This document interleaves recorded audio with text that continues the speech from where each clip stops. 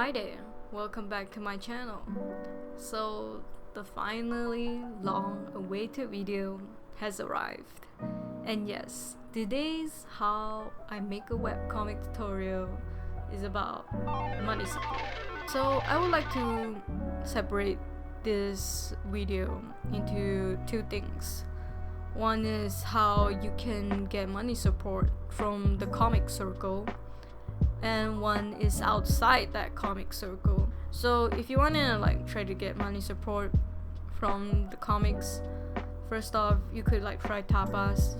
They have this ad program, and yeah, if your comic gets a decent amount of followers and views, they will unlock it for you, and you can start getting donations and AdSense from them. Also, Line Webtoon has the same program. It's just that Line Webtoon has a more higher requirement.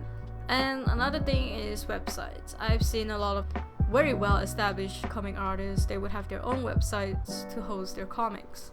So when you host your comics, you could also host ads like Google AdSense. I've also seen people who have side comics, like Sarah Anderson. I've seen her lately.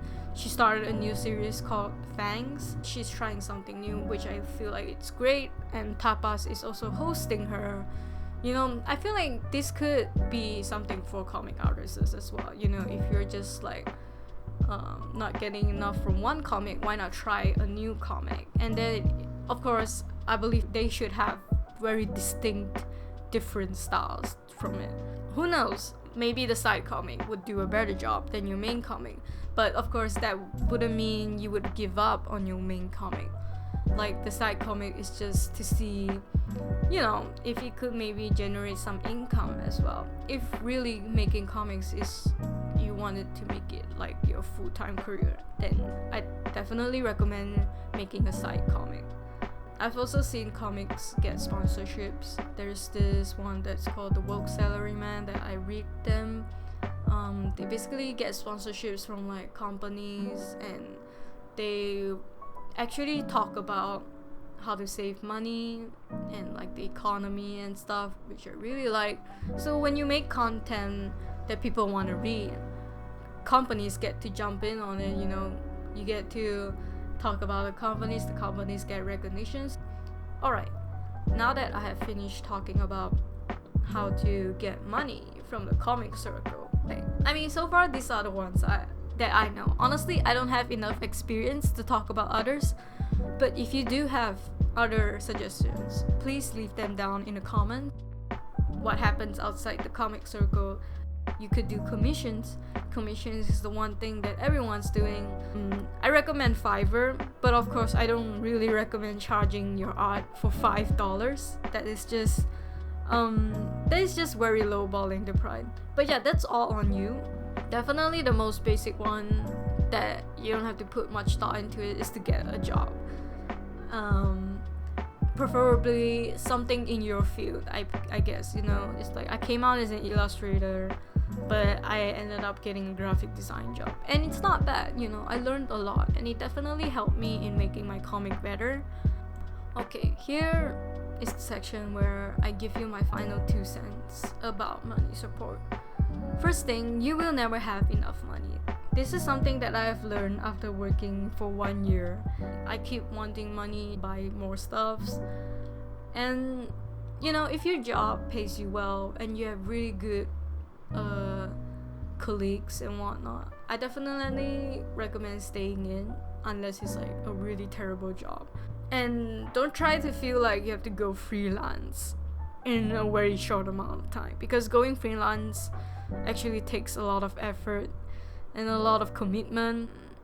I really don't recommend relying on your comic to be your main income, unless, like I said, that you're an established artist and people recognize you. The only time you would try to make your comic your main income is that maybe you get picked up by editors, or you get picked up by websites like Line Webtoon or Tapas. That's when shit starts to get serious, because platforms are supporting you now. I also like to add that if you're trying to make your comic your main career, it should definitely be some sort of passion project. Passion project meaning you won't try to let money influence it. You won't try to let the trend, the followers, the likes influence it. It should be something that you are very proud of, especially money. I've seen people ruin passion projects because of money, because they don't have enough money, because they're in debt. And yeah, it is okay to put passion projects as your side hustle. Your passion projects never have to just be your main hustle. It's just usually passion projects take a long time to get recognized, and in the meantime, you should not be in debt because of it. You should try to find ways you can get money while working on your passion project. And yeah, to anyone that is struggling, I just want you to know that it does get better. But you yourself have to put in the effort. You have to put in the effort to work on your passion project. You also have to work in the effort to not starve yourself and not be in debt. Because that is the last thing that artists should face.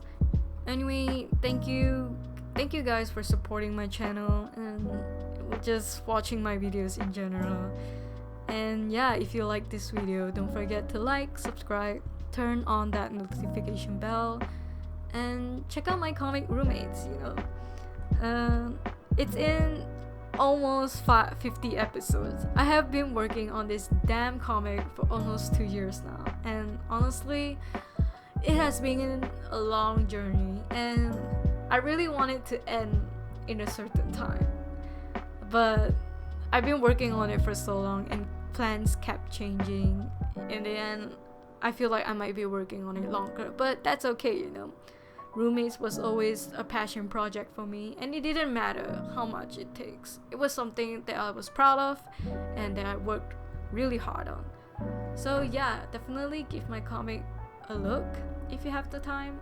Also, feel free to support me on Ko-fi or Patreon if you can.